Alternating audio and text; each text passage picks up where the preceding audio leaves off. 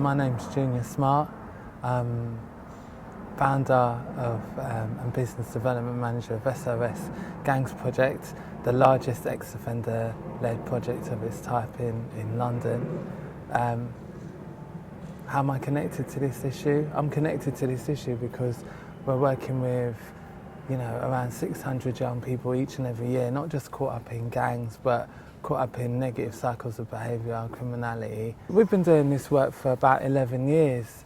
I've sat down with countless victims. Our work doesn't just involve young people caught up in gangs. It involves the families, and I've sat with numerous victims over the years. I've been to numerous memorial services. Like, we're really at the front line when it comes to dealing with knife crime, gun crime, people getting involved in this stuff.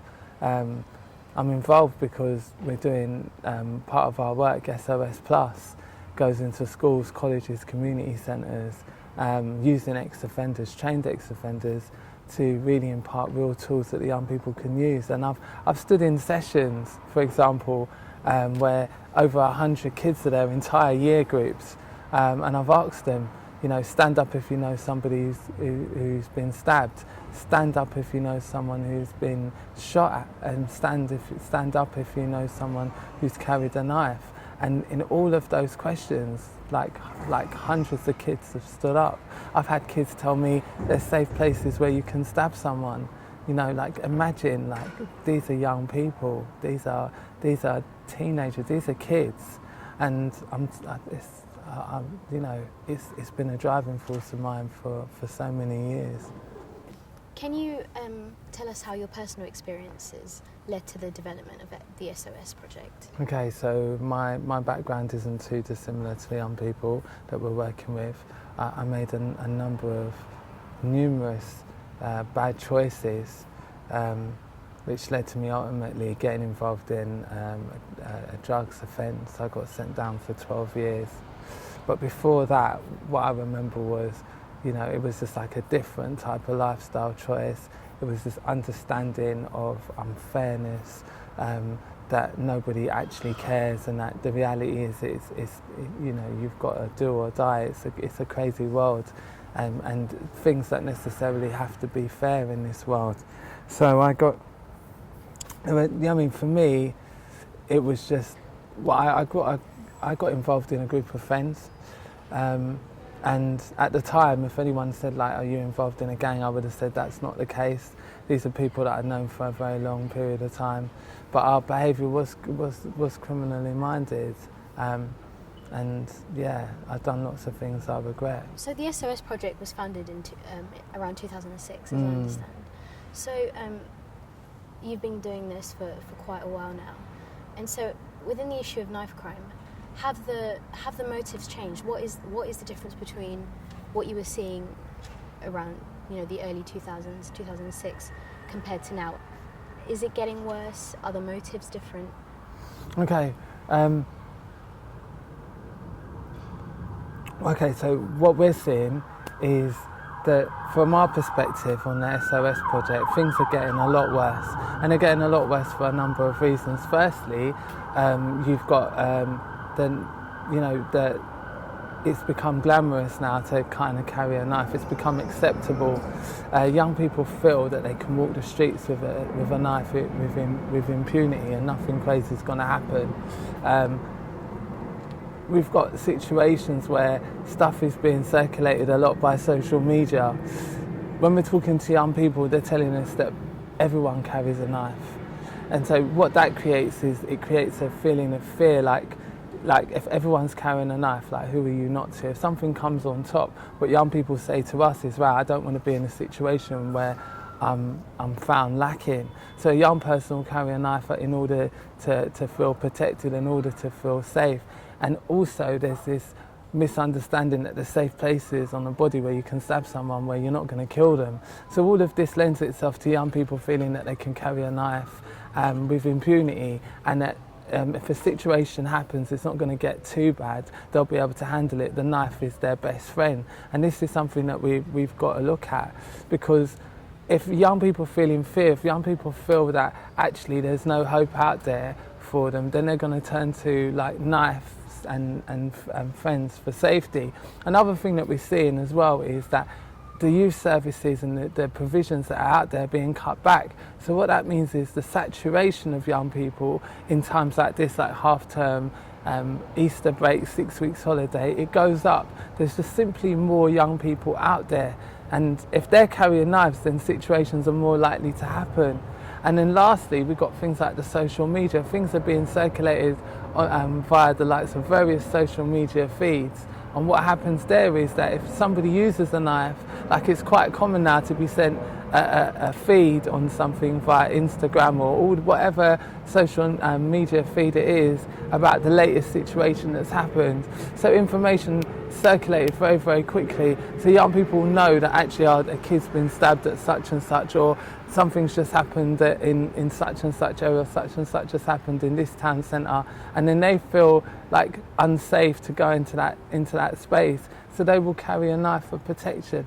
All of this means that like the situation, in our opinion, is getting worse, and it's confounded by the fact that knife crime figures are not properly monitored. Victims are often perpetrators. Yeah, there's a whole mishap, and everybody seems to have their own agenda, whether they play it down or whether they play it up. But for us, it's always been the young people we're working with, and for the young people that we talk to, they tell us the threat is real. So who's perpetuating these myths that there are safe places to stab people, there are, that everyone carries a knife? Maybe social media exacerbates it, but who's telling these young people this in the first place? I think it's what young people are picking up, because there's so many instances where stuff have gone out there on social media where kids have been stabbed and actually they're not dead. So young people think, right, okay, then it's okay. Like, you know what, it's crazy. I've done like school sessions with kids, and I've said to the kids, is there safe places to stab? And kids have said, yeah, no, there's a place right here, sir. Like if you stab the person right there, or just dink him in the calf muscle, or what they call like dink him like in the bottom, like they'll survive. And then what you're faced with then, like as a practitioner who's trying to explain to these kids, well, no, actually, this young person has just been lucky, yeah, because whether somebody lives or dies, when they get stabbed, is based on so many different factors, like where they're stabbed, the force, the type of blade, how quickly they get medical attention, is there anyone around them who knows first aid? And that's another big thing when we're talking to the young people. I ask the kids in the same group where there's like hundreds of kids there, how many people know first aid? 1, 2, in most cases none. In most cases, so. Yeah. So I go into a room full where there's 100 or so kids, and I ask them like, how many of you know first aid? And like in most, 1, 2 hands go up, but in most cases that's none. Right. So people would know quicker how to take someone's life than how to save someone's life. Imagine that. The cuts to youth services point, because we interviewed an ex-police officer called Peter Kirkham, and he wasn't convinced that building more youth clubs, he's not convinced that people who would perpetrate this kind of thing would come anyway. So what would be your response to that? What would be my response to the youth club? The reality is that, okay, so here's the thing. There's been so much cutbacks in services, not just youth clubs and youth services, but if you think about the work that we do through SOS, that holistic, tailor-made support from someone who's been there, knows the reality. We are a charity. Like, we're doing really good work, but we are dependent on funding to do the work. Now, here's the thing. If you have got a service in the neighbourhood, yes, I totally hear what he's saying about some of the people that you'd want to attend wouldn't attend. But if you imagine this, if you take like say for example, take where we are right now, if the majority of kids go to that safe space, they are by virtue not on the street corner, not hanging about, yeah? And therefore they're not while they're in that space, they're not going to be committing offences. There's no need to carry a knife. There may be an argument, but there's adults around that can settle that. And the reality is without those services, we've got to ask, where are those young people going to go? They're going to be on the street corner, they're going to be hanging about, and that just creates more of them and creates more of a likelihood for friction to happen. And that's the problem, because the thing is, it's when we talk about the services that do this work, it's down to the relationships that are forged between the adults and the young people, and it's key. But we have to think about where are these young people going? Right now, there's more, we're seeing more incidences of knife crime, stabbing, violence than perhaps we saw since 2008, and it's becoming a new endemic. What are we going to do about it? Who's going to take responsibility? That's the big question, and that means that everyone's got a part to play, but it means that funding needs to reach those frontline organisations, those charity organisations, ICARs, but there's many others that can do that work and potentially can save young people's lives. So you work with young people on this issue and many others. What is it that institutions don't understand about knife crime and young people that you would like them to know? Wow, there's a couple of things. There's a couple of things I'd like them to understand. I think when we go into schools, usually it's this big shock from the teachers, because they're not like when we ask those big questions, like when we go into schools under SOS Plus and we ask them big questions, when we go into schools, people are quite wary of the stigma that's attached to gangs. So, oh no, we don't have gangs here. No, we don't have a knife issue there in our school. But I ask the kids some real questions, like, do you know someone who's been stabbed, or do you know someone who's carried a knife in order to feel safe? And when the majority of kids stand up, like, you just literally see the teacher's mouths drop. Like, when I ask the kids, do you know someone who's been robbed, or have you yourself been robbed, most of the kids stand up. The teachers' mouths are just agaze. They can't believe how much the young people know. And it just goes to show that you need that space from somebody who ultimately knows what the reality is. They're the best people to reach these young people and create the space where they can talk about it. Because when we go into schools, we're saying, right, there's nothing off the radar here. You can ask us anything, but we can ask you anything. Let's get the discussions talking. Let's talk about knife crime. Let's talk about gangs. Let's talk about the last time you were scared. And these are the sort of stuff that teachers this doesn't fall into the path of any curriculum, you know. Let's talk about online media. Let's talk about some of the websites you've been viewing. Let's talk about what your friends have been talking about with examples to sex, or what healthy relationships look like. This stuff just goes right over the head, because it's not for lack of goodwill. You know, I've worked with really good teachers, but the fact is that they're under pressure. There's a lack of resources, and there's an overemphasis on scrutiny. And so, you know, all of these issues mean that these young people get bombarded with various different messages. So, what was the question? Did I answer it? So, is there anything that institutions, which could include police, governments, teachers, what is it that they don't understand about? What is? Are there common misconceptions that are still around? Let's drop this one while it's hot. Yeah, let's put it in the mix. I'll tell you, one of the big misconceptions is that gangs are everywhere, that we're being overrun by gangs. Yeah, and that every group of children is involved in a gang. Listen, let me tell you something from my own perspective. These are children. These are absolute children, and they need that help and they need that support. We're seeing young people, you know, the youngest client that we had on our case books, the youngest person that came to our services was just like 11 years old. He was barely out of primary school. Yeah, the youngest kid that we had that was shot was 13, you know. These are children, and they need that help and they need that support. And the misconception is that actually let's just arrest our way out of it. Like, you can only sanction this. Rather than going into these communities and supporting these young people, it's actually let's arrest them, let's lock them down. And once young people are criminalised, it's very hard for them to get out of it. So we need to give them that support. Another misconception that I hear all the time is just blame the parents. It's the single parent families that are cause of all of this. That's absolutely not the case. And if you take the numbers of single parent households that are out there and you contrast that with what we know about gangs and the numbers that we've seen involved in gangs, it's less than a fraction of the families. So it all boils down to relationships. It boils down to the people that are out there, and it boils down to not whether the family is got dual parent or single parent, but actually how strong are those bonds within that family. Who does that young person turn to for support, help or advice?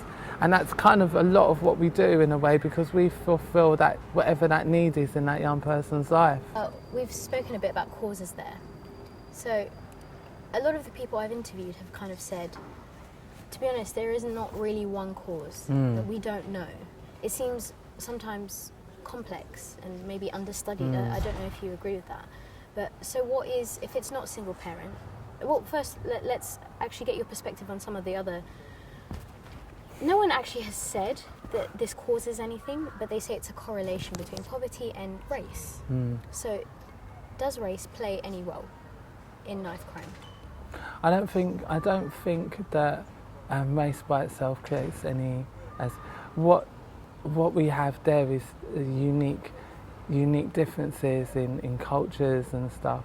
But what I see is that there's a lack of understanding with regards to what's going on. Like for example, for many of the people that are coming to this country fleeing asylum, I found out quite recently that the young kids can go to school, but the parents haven't got any recourse to benefits or support.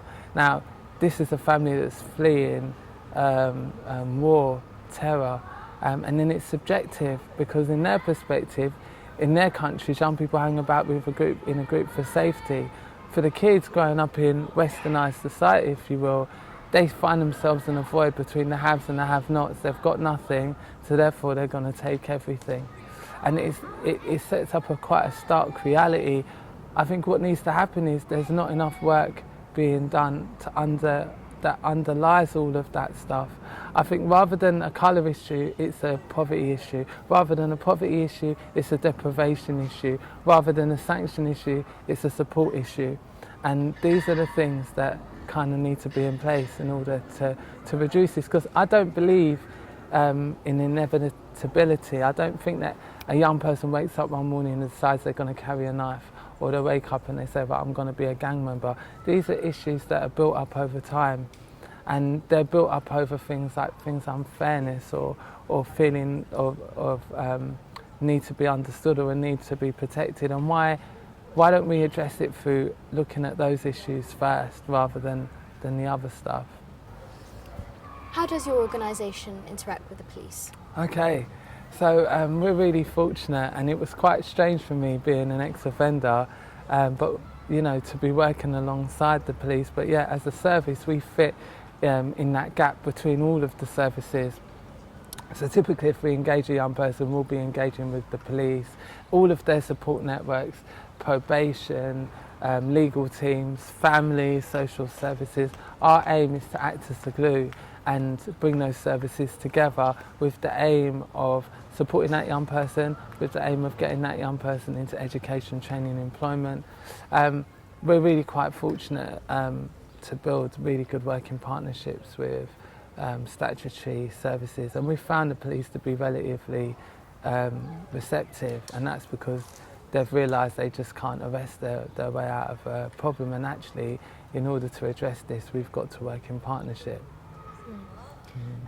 I just want to ask you, so when we were talking to Peter, he said most groups, like most social changes groups and activist groups like you who work with youth workers, are very receptive to work with police officers, despite sometimes putting aside their reservations or bad experiences with police. But he said there are some groups that have maybe a political agenda who don't work with police. Do you know any of those groups? You're not one of them, but why do you think those groups exist, and why is there resistance in that matter? I think it's a real shame. There was a number of groups that came to us a while back wanting support on how to develop. Sorry, you know the wire? It's hanging. It's like you can see it. Okay. So I turn it upside down so it holds on. So I can button it up a bit now. It's a bit. Is that okay? Yeah, we're good. We was doing some work with a couple of services a while back, and it's a shame because I think it's a crucial part. I think often some of these groups have negative experiences. They may, they've had. I think it's important when you're doing this work that you can't be too close to the you've got to support the clients, but you've also got to have a bigger viewpoint on it. And in any situation that happens, ultimately you'll need the support of you'll need the support. I'll give you an example. I was doing some work in an area where a mother had lost her son, and being in the community, I'd spoken to a number of the young people, and they said, right, they know they know. Like, if you ever saw what it was like to sit down with this mother, when I say to you, she was broken. When I say broken, I mean absolutely catastrophically broken. She just lost her world. And I was on the estate doing some work with the young people, and the young people were coming up with this, well, they knew who it was, but here's what they were saying. At the end of the day, snitches get stitches, we're not talking to the police can't be trusted, etc, etc, etc. And I was like, well, you sit down with that mum then. You hear what she has to say, and then you tell me that you are happy knowing what has happened and that actually you refuse to do something about it. Because the reality is, these gangs rely on people's silence. And it's not about having a necessary evil, it's to say, if you lost what are you going to do? Take the matter into your own hands? Like, we need to get to a point in time where people can feel like that justice is going to be served. What makes your organisation different from other organisations working in London? Because there is a bit, some people say, shouldn't there be cross-organisational collaboration? Because there are a lot of local organisations. There's been an opinion division on this. Actually, most people say that it's fine that there are local. It's better that way, that there are local organisations working, because they can tailor their services to the area and to the particular needs of the area. So, yes. So first of all, what separates your organisation from others, and is cross-organisational collaboration needed more? Okay, so SOS is unique in the fact that we're completely ex-offender led. We don't just take any ex-offender, we're taking those that have really excelled and have turned their lives around sufficiently, and more importantly, it's something that they want to do. And our minimum entry level, so we don't just take any ex-offender, they have to, in order for them to employ by us, they would need to have completed a basic minimum level in information, advice and guidance, or youth work level 3 qualification. And in that time, they would have volunteered with us while they're doing that. As a charity, if the funding became available, we promote from within. But it's about providing credible, trained ex-offenders. For me, if somebody's wanted to say to me, all right, I just want to be a super enhanced ex-offender, I'd say that I'd failed. My aim when I was serving my prison sentence, when I was coming up with all of this, was not to create a project of super enhanced ex-offenders, but to have a project where ex-offenders could be seen as professionals. And I really wanted people to grow and have a chance, because when you think about it, I honestly think that everybody's got something to contribute. And ex-offenders, I think, are unique. They're the ones that can really engage. When I think about who could have reached me, well, really only somebody who knew what the reality was and that could relate to me in that one-to-one basis, and also had that time and the resources. Our work isn't easy. It's hundreds and hundreds of hours. And as I said before, like, we're a charity, we're dependent on funding. In this arena, I honestly think that, organisations can be more territorial than gangs are, because it seems like everybody just wants to be central, but the reality is we're being hit with a tidal wave of young people coming through the services. Everyone's got a part to play, and what I would rather people did is do their work 120% rather than try and be something they're not, because everyone's got a part to play. There's enough work out here, for organisations to work in partnership as opposed to in an adversarial way, or a territorial way. The gangs aren't territorial, so we Has need. there been an attempt? Has there been an attempt for someone to kind of gather everyone? It would, yeah. There's been like off of the back, you know. For example, we had the situation off of the back of the riots. There was an attempt there. Most boroughs have that. But what has happened in this arena is the funding is now so scarce that people are, you know, and even when you have had people working in collaboration, there's always been issues. As far as I'm aware, really, everyone should just. There should be enough. There is enough work. There is enough of a need for everyone to work together. But people, people either want to be the centre stage. They want their name branded over everything, or they want to. The funding is so scarce that they're scared of helping somebody else, and then actually losing out on that. I forgot what they call it now. But it's missing out on the target. So, what more can the government do? What would, if you could speak to, let's say, Sadiq Khan or the deputy mayor, or an MP, what would you want them to understand? What would you want them to do?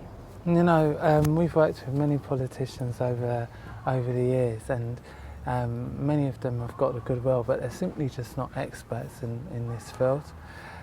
What I'd want them to understand is the actual, real issues that are happening to young people, and I'd want them to invest in communities. I'd want them to invest in charities that are the frontline workers, people that are the front line doing the work, and it should be sustainable long-term funding, so that not only that it can lead and feed into best practice. I'd want to see them going, and because there's so many good solutions that they could do, that could actually make lives for these young people far more conducive to success. But it seems like it's just not. It seems like rather than dealing with the issues, they just want to kind of skirt around them. I think there needs to be more investment in projects like ours, but there should also be an investment in prevention work, like the work we do, which goes into schools, because it's far more complex, and young people need that support, they need that space. You know, a young person just isn't going to not carry a knife for the sake of it. You know, they need to be, given reasons why they should make these really hard choices. So I think that's what I'd say. I mean, the services, the frontline services, community services have just been dwindling. There's been so much cuts to the work, and it's the factors that we're seeing now, the symptoms that we're seeing now are just showing how bad things are. Do you think the government should? I mean, this is just from my brain, but knife crime seems to be misunderstood a lot, or people are not really sure what it is that they're dealing with. Seems to be a moral panic, doesn't it? Yeah, and so should it be looked into? I mean, should the government commission an investigation or a study into kind of what's going on, or has that already been done? I think to be honest, in terms of as a student, I think the investigations have been done to death. I think what really needs to happen now is action. And the thing is, it's not that difficult. They can implement these things literally with the right resources. They can implement things quite quickly, but it just doesn't seem to be happening. And I think what are we supposed to do? The streets are crying out with the names and the blood of young children. Do we, do a bit of research over the next few years? No, actually implement the changes now. Get involved now, because young people are dying now. And the knife knows no colour, knows no race, knows no age. It is irrespective of location. It's serious, and more needs to happen. Who should the government be listening to in this issue? They need to be listening to charities, and not just when it's election time. They need to be listening. They need to listen to the families, the victims that have lost these. The victims' voices are another huge gap that's just not taken into account. And has that happened? Has there ever been like a conference or a day that families, community organisations and politicians come together and speak about this? No, not to the, and again, if you was talking to, victim support, they'd say the same thing. They've had numerous cuts and they're operating on a shoestring and they're dependent on funding. And so these are the things that need to be in place, and these are common sense things. Yeah, the problem is common sense is just not that common. If that's so, tell us about the work that that SOS does in schools with just give us a good roundup of that, and maybe specifically, because I know you work on more issues than knife crime. So maybe just in general what SOS does, and then in your dealings with knife crime. Okay, all right, brilliant. Can you hear me above that plane? Yeah. Let's just wait for it to go.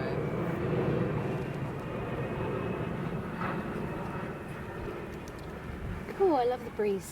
It's lovely, isn't it? Yeah. Okay. All right. So the work I do on SOS, the work that myself, that the SOS team and myself do, we're engaging with around 600 young people each and every year. They're involved not just in gangs, but what we refer to as negative lifestyle choices, criminality, knife carrying. We're talking about the small percentage of young people that are either caught up in this group or creating the most amount of harm.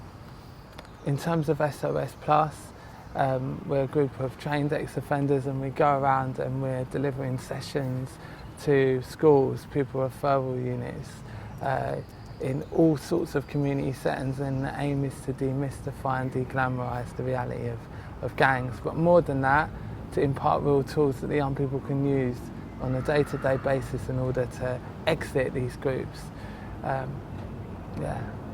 Thank you.